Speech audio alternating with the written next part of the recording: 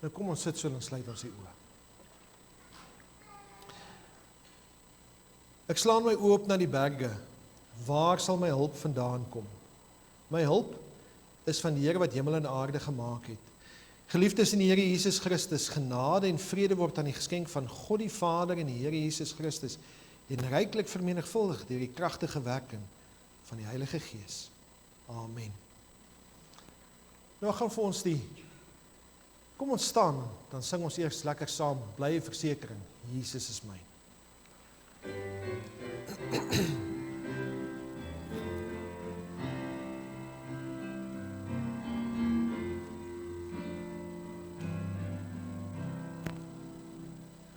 Blye versekering,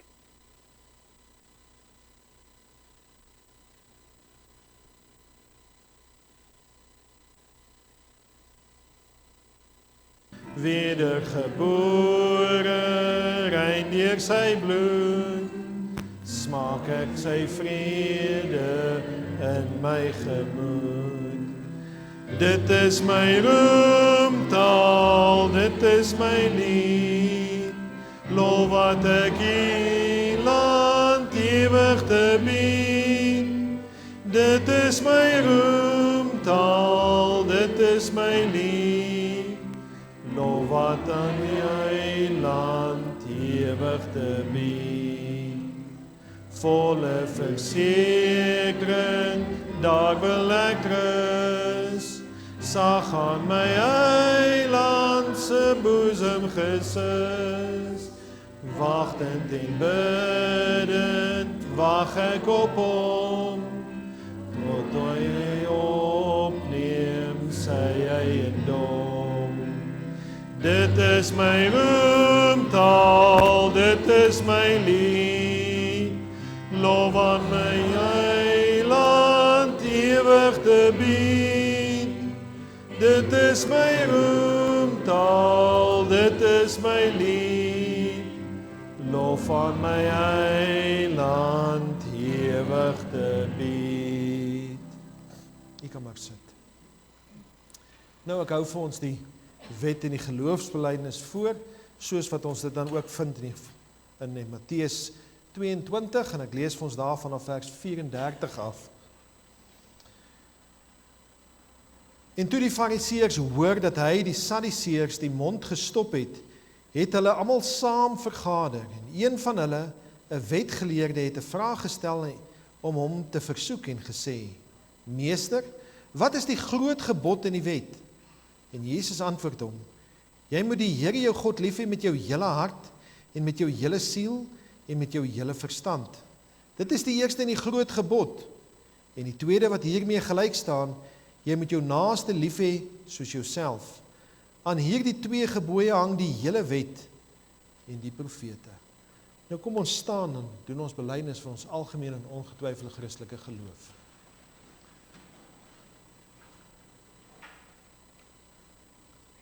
Ek glo in God die Vader, die almagtige skepper van hemel en aarde, en in Jesus Christus, sy eniggebore Seun, ons Here, wat ontvang is van die Heilige Gees, gebore uit die maagd Maria, wat gelei het onder Pontius Pilatus, gekruisig, gestorwe en begrawe is en neergedaal het in die onderste dele van die aarde, wat op die derde dag weer opgestaan het uit die dood, opgevaar het na die hemel en sit aan die regterhand van God, die almagtige Vader, van waar hy sal kom om te oordeel, die lewende en die dode. Ek glo in die Heilige Gees. Ek glo aan 'n heilige algemene Christelike kerk, die gemeenskap van die heiliges, die vergewing van sondes, die opstanding van die liggaam en 'n ewige lewe.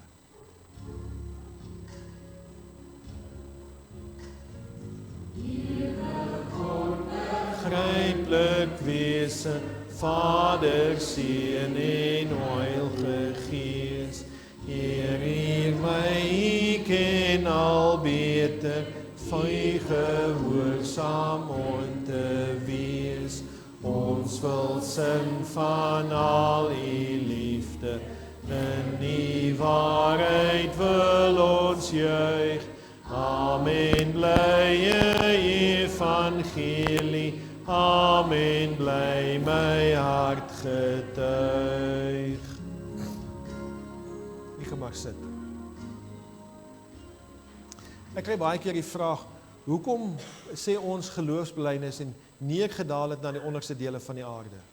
Nou, as jy gaan lees in Efesiërs 4 vers 8, dan sê dit, wat beteken dit anders as dat Jesus opgevaar het in die hemel, dat hy ook neergedaal het in die onderste dele van die aarde. En dis hoekom ons dit bely en sê, hy het neergedaal in die onderste dele van die aarde, nie hy het ter helle neergedaal nie. En as jy wil weet hoekom ons dit so sê, kan jy met my kom gesels. Daar is ook skrif daarvoor. Nou kom ons lees Galasiërs 6 en ons gaan daarso vanaf vers 1 lees.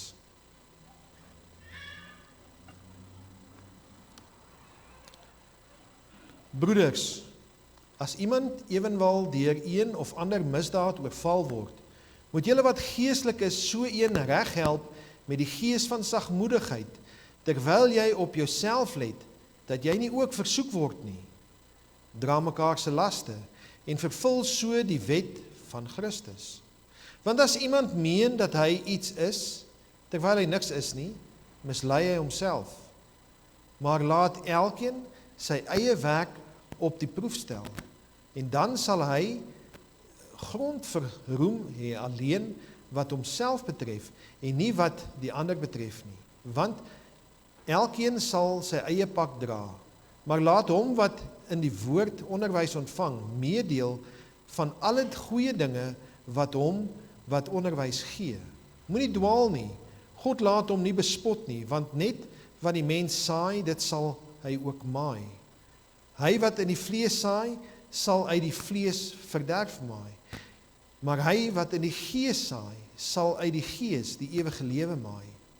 En laat ons nie moeg word om goed te doen nie, want op die regte tyd sal ons maai, as ons nie verslap nie. Laat ons dan, terwyl ons die geleentheid het, aan almal goed doen, maar die meeste aan die huisgenote van die geloof. Ons lees net tot sover uit die woord van die Here. Kom ons sit so, dan sluit ons die oë. Ons hemelse Vader, Here, U is hoog en verhewe, U is ons verlosser, U is die een wat vir ons die seun gestuur het, om aan die kruis te sterf, om vir ons die pad te baan, om saam met U in die hemel te wees. Here, alles draai om U, U is die begin en die einde van alles, en ons wil vir U sê, dankie Here, dat ons alles wat ons is en het, aan die voete kan kom neerlê, dat ons U kan loof en prys vir die seëninge wat U oorvloediglik oor ons lewens uitstort. Here, ons het gebid vir reën en het vir ons reën gestuur.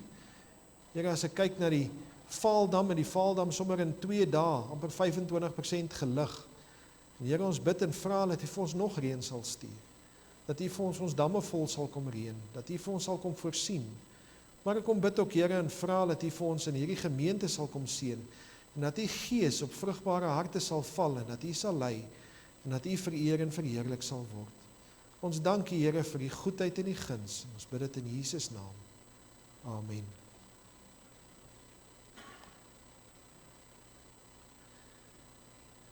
Nou die lengte is verby en ons is in die tweede helfte van die somer, en as ons kyk eintlik in die natuur, as jy net gaan stilstaan, dan sien jy, alles het groen geword, alles is grasgroen, die grassade van hulle is al in vol saad, en ook so maand of 2, dan sien ons alles begin weer vervaag, en alles word weer vaal. Maar hierdie groeityd is regtig 'n magiese tyd, want dit laat jou opgewonde voel oor dit wat om jou aangaan. Jy is opgewonde om te sien hoe die Here werk, in die kleinste ou dingetjie, en hoe hy blaartjies daar so sit, en hoe hy dit laat groei. Iets iets van hierdie tyd van die jaar, doen iets in 'n mens se hart. Dit maak jou opgewonde, dit vat neerslagtigheid, vat dit weg, daar's net iets wat verander in 'n mens se lewe. En dis 'n tyd wanneer ons kan jubel en baljaar in die swembaddens, ons kan in die lekker weer baljaar, ons kan die son geniet. En ek dink dis een van die beste tye van die jaar. Hal Bollard is 'n natuurjoernalis, en hy het gesê, no winter lasts forever, no spring skips its turn. it's a reminder that new beginnings and growth are always possible, even when times are hard. En as ons daaraan dink, as jy verby die winter gekom het en jy sien dit was moeilik geweest en is droog geweest, dan is daar eintlik, die Here is die een wat die seisoene en alles in plek hou. Maar ek wil vanoggend met jy kom praat oor die bye boodskap. Oor die bye boodskap. En daarom het ons 'n bytjie daarso bo. Nou, ons het afgelope 2 weke het ons bietjie gaan kamp. En dit was lekker geweest, bietjie karavaan uitgevat en een oggend sit ons in ontbyt eet en ek het perskonfyt uitgehaal en daar het so 'n bietjie stroop oorgebly in die bord en ek het die bord daar neergesit en hier kom 'n by. En die by kom sit in die bord. En hy kom geniet van daai stroop. En toe hy nou wegvlieg, toe dink ek, kom ons kyk of hy terugkom. En ek vat my bottel water en gooi so 2 druppels water daarby en ek meng al die stroop en ek sit die bord so skeef en daar's omtrent so 'n hele eetlepel waterperske stroop wat daar so in die bord staan. En die by is weg en hy kom terug. En hy's weg en hy kom terug. En ek sê Naren vir Karen, kom ons time net, hoe lank vat hy om terug te kom? 12 minute, weg en terug. En dit was nou vir my besonders gesien hoe hierdie ouetjie op en af vlieg. Maar na omtrent so 4 of 5 keer wat hy op en af gevlieg het, toe bring hy 'n maatjie. En toe is hulle 2. Maar terwyl hy op en af vlieg, was 'n vlieg ook daar gewees. Dit was my nogal interessant. En terwyl die vlieg daar sit, is die by ook daar so. Maar die vlieg het nie op en af gevlieg nie. Hy het maar net daar rondgehover en nie rarig van die suikerstroop geëet nie, maar hy is maar net daar so gewees. Ek het seker gedink dit moet iets anders te wees. Na nog so 'n ruk, toe word hulle meer. Toe word die 2 word 4. En die 4 word 6 en die 6 word 8. En na so 'n uur en 'n half, toe is hierdie een bytjie omtrent 30. Toe besluit ek nou het ek moeilikheid. Ek staan op en ek vat my bord en ek gaan spoel hom uit en ek was hom laat daar niks suiker oor is nie. In daai uur en 'n half het hulle omtrent 'n bietjie meer as 'n eetlepel suikerwater klaar gemaak. Daar's niks oor gewees in die bord nie. Dit was my interessant geweest om te sien hoe kom hulle. Hulle kom so maar daaraan, lyk so maar 'n ou bytjie en dan as hulle daar weg is, jy kan sommer sien hulle is op steroids, hulle is so vet. Hulle het hulle dik gedrink en dan is hulle daar weg. En dit was my nou baie interessant geweest terwyl ek dit gesien het. En dit het my laat dink aan Galasiërs wat ons nou gelees het.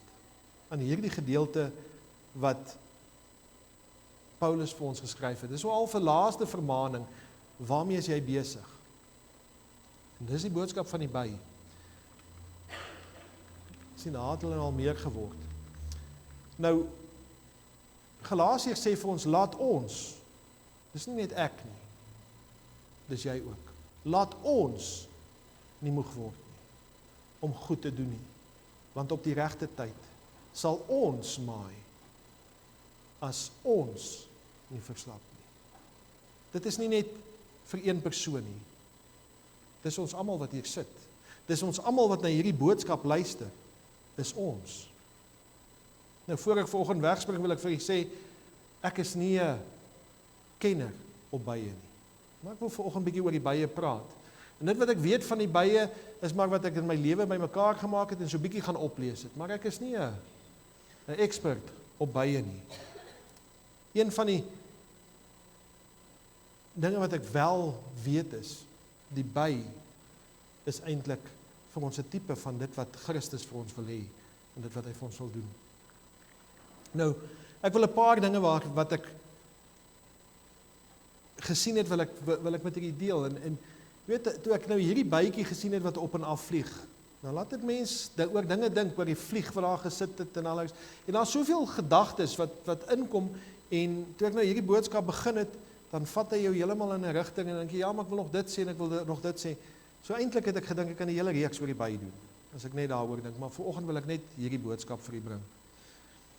Nou binne die bye gemeenskap is daar 'n werker by. En die werker by verrig al die werk. Hulle doen alles wat daar is om te doen. Hulle hulle versorg die larwes, hulle maak seker daar's kos, hulle moet styfmeel gaan haal, hulle moet soldate wees by die ingang van die korf, hulle moet die korf koud hou, hulle moet die dooies wat gesterf het in die korf moet hulle uithaal en hulle moet hulle wegvat uit die korf uit. 'n werker by het eintlik 'n verskriklike groot werk in daai hele korf. En om die regte perspektief van 'n werker by te kry, moet ons eers kyk, wat is die werkersby se rol? Werkerbye het baie verskillende werke. Nie alle werkerbye is soldate nie. Nie almal gaan al styfmeel nie. Nie almal is wagte nie. Elke werkerby het 'n spesifieke doel, en dis om hulle koning te dien. Dis waaroor dit gaan. Maak nie saak waar hy besig is nie, sy doel is om die koningin te dien. 1 Korintiërs 12 sê vir ons, daar is wel verskeidenheid van genadegawes, maar dit is dieselfde Gees. Daar is verskeidenheid van bedieninge, en tog is dit dieselfde Here. Daar is 'n verskeidenheid van werkinge, en tog is dit dieselfde God wat alles en almal werk. Ons is hier vir een rede, vir ons hemelse Vader, om hom te dien en eer. Dis eintlik hoekom ons hier is. Ons is hier want ons het lekker saam gesing, en elke lied wat ons gesing het was om hom te eer. Ons is hier om 'n boodskap met hom te kry, om petrol in ons geestelike tanks te gooi, om huis toe te gaan, om die week te kan deurgaan, om te sê, ek moet bietjie dink aan hierdie boodskap, wat het die Here vir my gesê?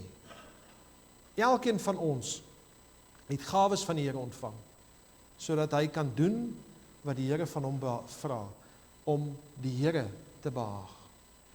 God het elkeen van ons geseën met 'n verskillende gawe.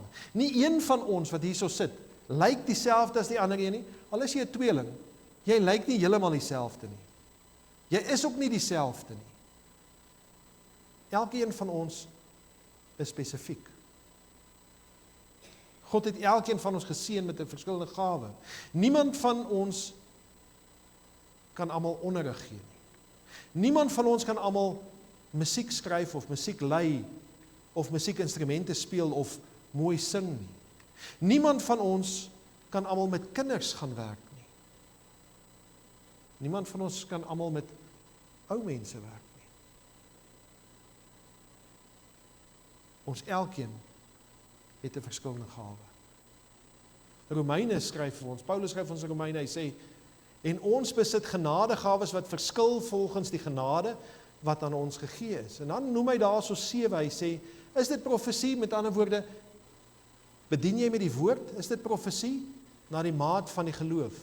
Of bediening, is jy in die bediening, is jy besig om 'n ander te dien, in die werk van bedieninge? Of wie leer in die leringe? Of wie vermaan in die vermaning? Wie uitdeel in opregtheid? Wie 'n voorganger is met ywer? Wie barmhartigheid bewys met blymoedigheid? Elkeen van ons het 'n ander gawe. Die skrif sê nie vir ons dat sommige mense gawes het nie. Hy sê dat almal 'n gawe het. Maar dat dit verskillend is. Ek glo God het aan almal sekere vermoëns gegee wat hy wil hê ons moet gebruik in sy diens. Miskien het jy geen idee wat jou gawe is nie. Wat het die Here vir jou gegee om te doen nie?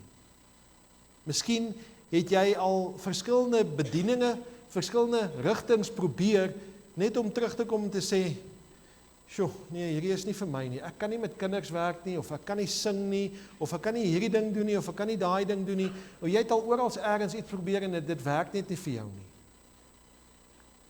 Ek wil vir jou sê, maar jy moet nie ontmoedig word nie, want as jy nie probeer nie, gaan jy nie weet nie. Ons elkeen moet weet, dat ons almal foute maak. As jy iets gedoen het, maak jy dalk 'n fout. Niemand is volmaak nie. En dan wil ek vir jou sê, tong in die kies. Ek lees van 'n man wat beide 'n veearts en 'n taxidermis is.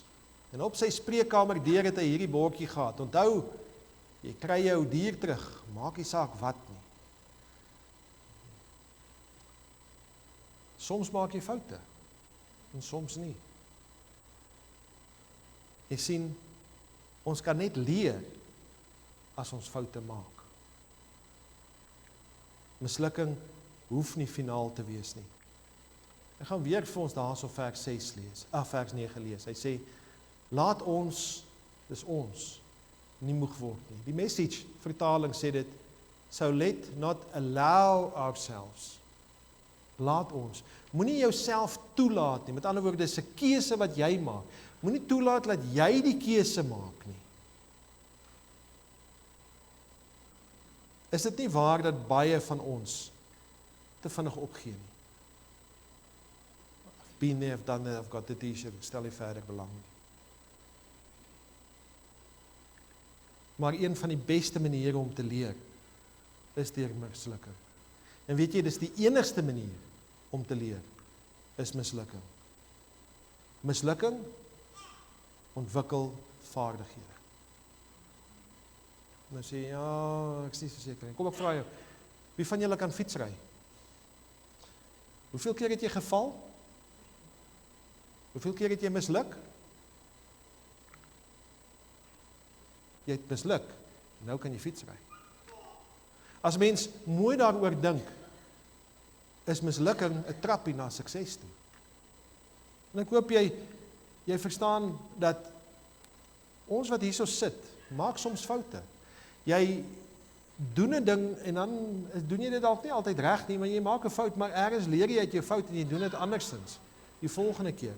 Ons is gemeentelede, ons is kerkleiers, ons is 'n predikant, ons is musiek manne daar agter wat met die klank werk, ons is iemand wat die koffie en die tee reg gesit het, iemand wat by die sonndagskool besig is, iemand wat die gras sny buitekant. Ons is almal besig en ons almal maak foute. As ons net uit ons foute leer. Jy sê vir my, ja, maar hoe bewys dit? Jy sien, daar's Colonel Sanders. Gaan lees sy verhaal. Hy het 70 jaar oud geword. Toe besluit hy gaan hoendergaar maak. En hy maak nog steeds hoendergaar. Ray Kroc, hy was in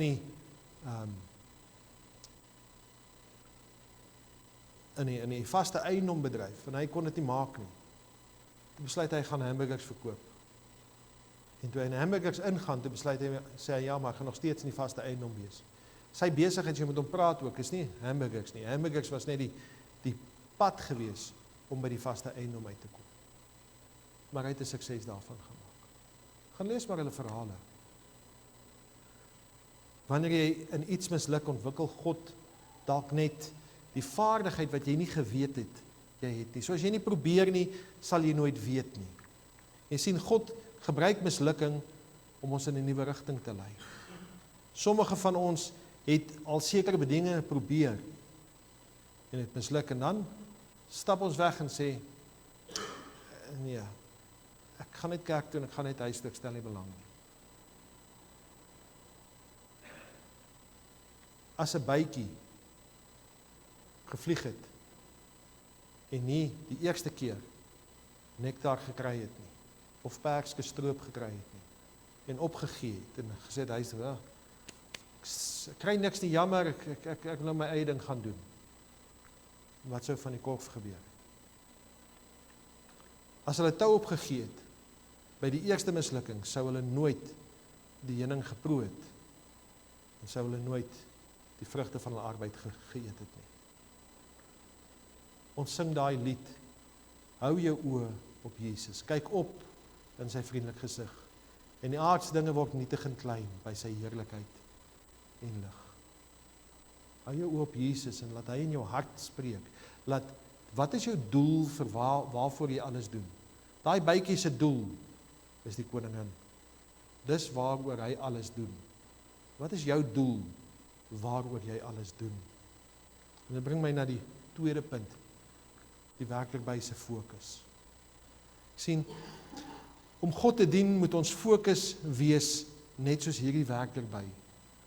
Dit moet gaan oor, wat het Christus vir jou aan die kruis gedoen? Wie is ons hemelse Vader wat Christus vir ons gegee het om vir ons aan ons sondes aan die kruis te dra? Ons wil hom eer. Ons is nie uit 'n blip uitgemaak, uit evolusie uitgemaak nie, want as jy glo in evolusie, dan glo jy, daar's nie 'n maker nie, dan hoef ek aan niemand verantwoording te doen nie. En dis hoekom evolusie 'n geloof is, want jy wil aan niks glo nie.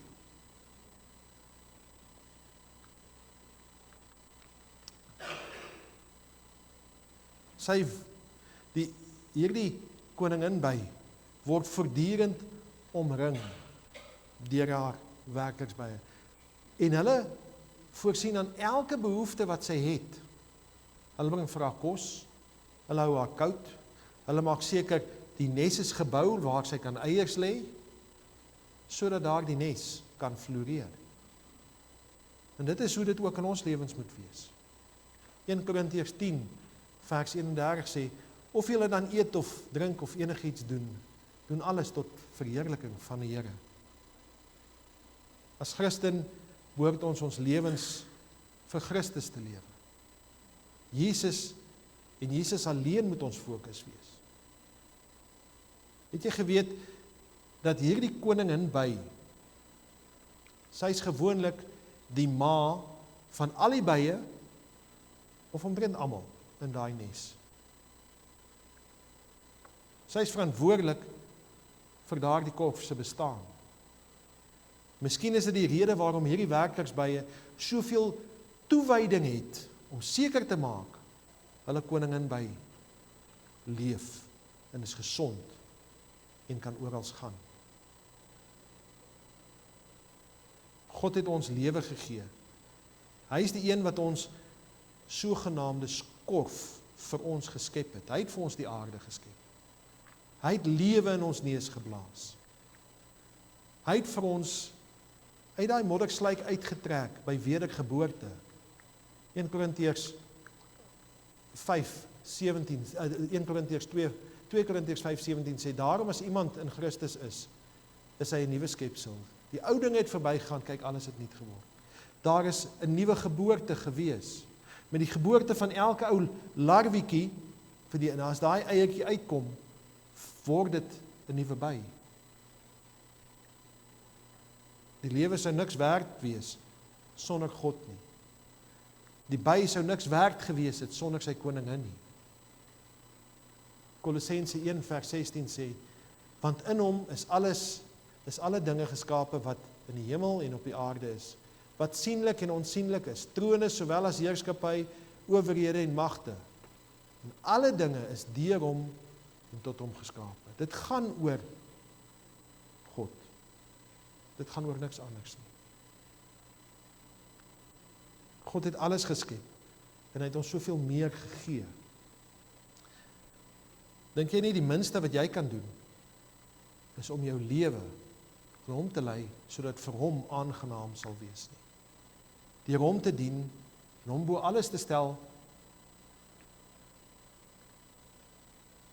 Ek glo een van die grootste redes hoekom ons moeilike tyd het om 'n diensknegt vir God te wees, is omdat ons 'n slawe-meester verhouding het, in steede van 'n dienaar-meester verhouding. En ek gaan nou verduidelik. Jy sien, in die baie koninkryke is daar geen slawe nie. Nie een nie. Niemand bestuur die program so te sê nie. Almal weet wat hy moet gaan doen. Hy weet, ek moet gaan en ek moet gaan nektar gaan haal. Ek moet die korf moet ek koel hou. Ek moet na die larwes kyk, hulle moet kos kry. Die vyande moet uit die korf uitgehou word. Elke een het sy eie werk. Niemand eis dat dinge gedoen moet word nie. Niemand sê vir daai een by, hoor jy so, jy het nou genoeg daar op jou laure gesit en gaan haal nou 'n bietjie vir ons nektar nie. Die werkers dien nie as slawe nie, maar as dienaars van 'n hoë roeping, want dit gaan vir hulle oor die koningin. Luister na die definisie van 'n slaaf. Ek het 'n bietjie in woordeboeke gaan rondkrap. Dit sê 'n persoon wat in diensbaarheid gehou word as die roerende bate van sy eienaar. Een wat heeltemal onderdanig is aan 'n oorheersende invloed oor hom. 'n persoon wat die eiendom van 'n ander persoon is en onbeperkte gehoorsaamheid verskuldig is aan sy of haar eienaar. Met ander woorde, jy het geen keuse nie. Jy moet. Klink dit na iets waaraan mense hulle wil onderwerp? Ek dink nie so nie. Dit is een rede waarom baie mense wegskram van geloof. Hulle daai mentaliteit om te sê, ek sal 'n slaaf wees. Ek sal kom doen wat ek moet doen en dan los my uit. Dan gaan ek aan. As slaaf jou mentaliteit is dat jy gedwing word om te dien, dan moet jy gaan stil word en dink, wat is jou geloof? Want dan dien jy uit vrees. En jy dien nie omdat jy wil nie.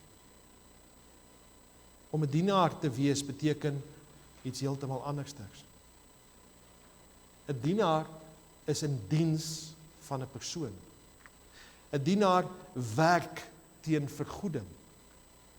'n Persoon wat pligte vir 'n ander verrig, veral persone wat in die huis werksaam is vir huishoudelike pligte of as 'n persoonlike versorger. Om 'n dienaar van Christus te wees is baie meer lonend as om die mentaliteit te hê om 'n slaaf te wees. Hoe weet ek dit? Want Jesus het gesê in Matteus, moenie vir julle skatte bymekaar maak waar mot en roes verniel en waar diewe inbreek en steel nie. Maar maak vir julle skatte bymekaar in die hemel waar geen mot of roes verniel en waar diewe nie inbreek en steel nie, want waar julle skat is, daar sal julle hart ook wees. Ons beloning, omdat ons 'n dienaar is ons krone wat ons in die hemel gaan ontvang. As ons aan 'n dienaar dink, dan dink ons aan 'n diensneming. Wanneer jy iets van jou werknemer ontvang. Die Here het ons hier gestel in diens. Hy het nie 'n geweer teen jou kop gesê en gesê jy moet nie. Hy het jou 'n vrye keuse gegee. En dis wat dit beteken om Jesus te dien. Wanneer jy jou lewe vir hom leef en 'n dienaar van hom word, doen jy dit uit eie vrye wil.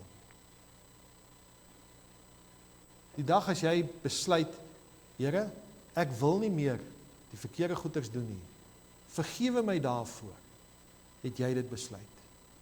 Niemand het saam met jou gou-gou 'n gebedjie gedoen en saam met jou gebid en gesê, bid gou saam met my hierdie gebedjie dat jy gered kan word nie. As jy dit nie self gedoen het nie, as jy nie self glo wat jy gebid het nie, sal jy nie gered word nie. Johannes 12:26 sê, as iemand my dien, laat hom my volg, en waar ek is, daar sal my dienaar ook wees. En as iemand my dien, sal die Vader hom eer. Ons moet Jesus volg en dien. Ons fokus moet soos die werkliksby wees. Dit gaan oor ons koning. Kan jy jou indink, wat sal die lewe van 'n by wees, as hulle sou kies om nie te dien nie? Wat sou in die wêreld gebeur het, as 'n by gekies het, om nie die koningin te dien nie? Die meeste bye besef, dat dit hulle werk is, hulle weet dit, dit is 'n instink, hulle moet dit doen. Maar jy besef, dat die wêreld se voedselvoorraad, 1/3 van die wêreld se voedselvoorraad, is direk afhanklik van 'n by. Direk afhanklik van 'n by. Want as daar nie 'n by is nie, is daar nie vrugte nie. As daar nie 'n by is nie, is daar nie kos op die tafel nie. Daar's nie appelbome, bessiebome, vrugtebome, neutbome, is wartlemoentyd. Daar's nie wartlemoene nie. Daar's nie pampoene op die land nie. Want niks is bestuif nie. Ons wêreld sal drasties verander as een persoon, as een bytjie dink, dis nie vir my bedoel om die koning te dien nie. om die koningin te dien nie. Baie mense in ons wêreld het dieselfde keuse. Dis nie wat ek wil doen nie. Baie verkies om hulle self bo God te dien. Baie het selfsugtigheid bo dienaarskap gekies. Baie steek lui weg en misbruik selfs die gawes wat die Here vir hulle gegee het om hom te dien en eer vir hulle eie eer. En weet jy wat? Ek is so bly dat Jesus Christus nie selfsugtig was nie. As hy gekies het om nie aan die kruis te sterf nie, waar sou ons gewees het?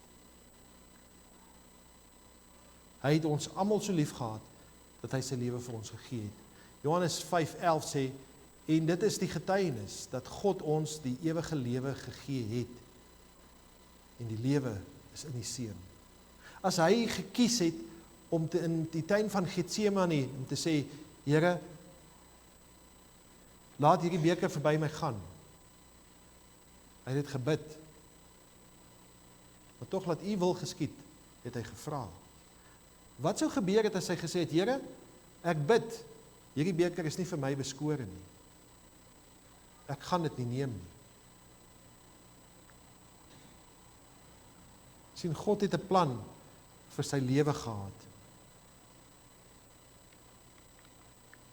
Johannes 17 vers 24. Vader, ek wil dat waar ek is, hulle wat U my gegee het, ook saam met my sal wees, sodat hulle my heerlikheid kan aanskou, wat U my gegee het, omdat U my lief gehad het voor die grondlegging van die wêreld. Die Here het jou lief voor die grondlegging van die wêreld. Hy wil hê jy moet hom lief hê. Op enige enkele oomblik, deur al die verskillende struikelblokke wat Jesus in die gesig gestaar het, kon hy gesê het, nee dankie, ek stel nie belang nie, vergeet dit, ek kies my lewe. Ek wil ook bietjie vreugde hê in my lewe, ek wil bietjie gaan doen wat ek wil gaan doen. Ek is dankbaar, Christus het dit nie gedoen nie.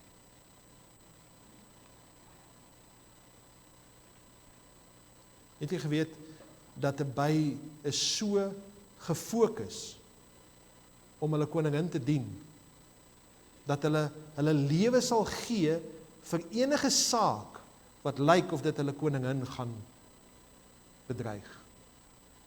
Hulle sal hulle angel uitsteek, in jou steek, maar die oomblik as hulle iets gesteek het, dan ruk daai angel uit hulle liggaam uit en hulle sterf. Hulle sal 'n lewe gee om die koningin te beskerm. Sal jy jou lewe gee vir Christus? Ek wil vir julle sê, dis toewyding. En ek wil afsluit. En ek het so 'n videoetjie wat ek ook wil wys. God roep ons om mense van aksie te wees. Ons mond stem dalk saam, maar ons kom in 'n gemaksone. Ons kom en sê, ek is alright hier waar ek is. Ons is te bang om iets te gaan doen vir die Here en sê, daar's ander wat dit sal doen. Ek gaan dit nie doen nie. Ons sit nou hier in die konsistorie en ons praat oor net mense wat geroep is vir die bediening. En dan sê hulle, nee, ek gaan nie bediening toe gaan nie. Ons kweekskole het nie altyd genoeg studente nie. En daarom is daar tekort aan predikante. Nie net in ons kerk nie,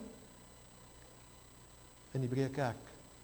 Gaan praat maar met julle vriende in die ander denominasies. God wil hê, ons moet saam met hom dien. Hy wil nie ons verskonings hê nie. Jy sien, baie van ons het 'n sekere ding wat ons gebruik as 'n verskoning. En in hierdie video is hierdie vrou se verskoning haar beursie.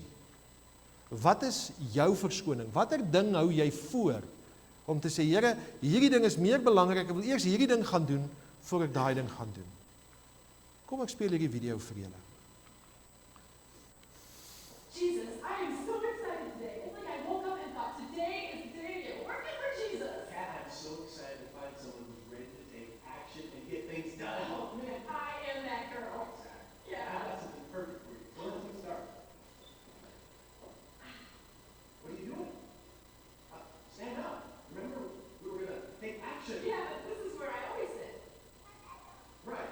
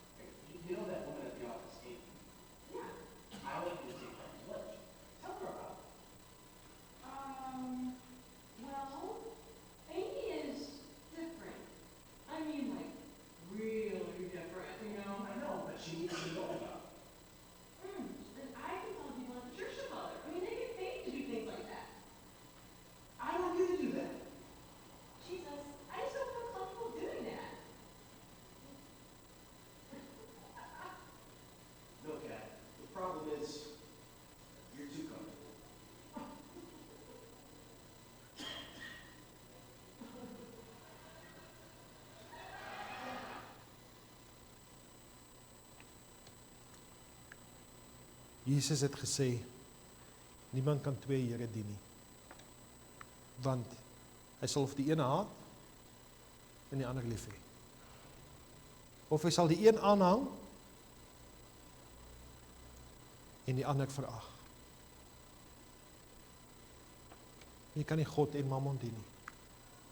Jy kan nie jou begeerte eerste stel en sê, dit is wat ek wil doen nie.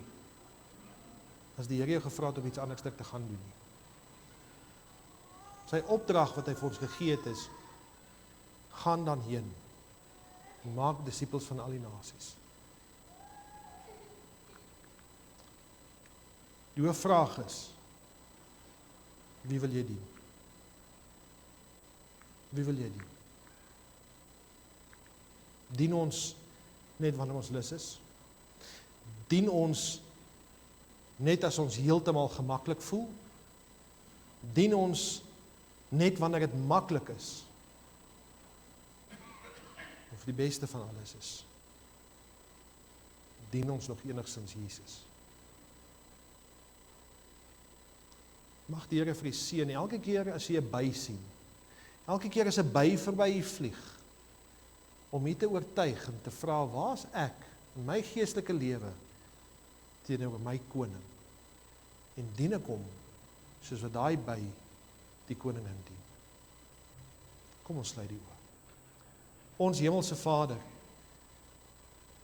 Here, hierdie boodskap is gebore uit 'n eenvoudige by wat nektar kom soek het. Here, dankie dat 'n mens net kan stil staan en kan kyk na die natuur, hoe hy alles geskaap het en hoe alles so ingeweef is en dat hy eintlik alles in die wêreld gebruik om vir ons 'n voorbeeld te stel van wat dit beteken om u te dien en eer. En ek kom vra, Here, dat u ons harte sal ondersoek, dat u ons sal lei, dat u sal oortuig. Here, daar waar ons teen die gesondig het, bid ons en vra ons, vergewe ons asseblief, Here. Sit ons op vaste rots en lei ons in die spore van geregtigheid. Ons bid dit en ons vra dit in Jesus naam. Amen. Kom ons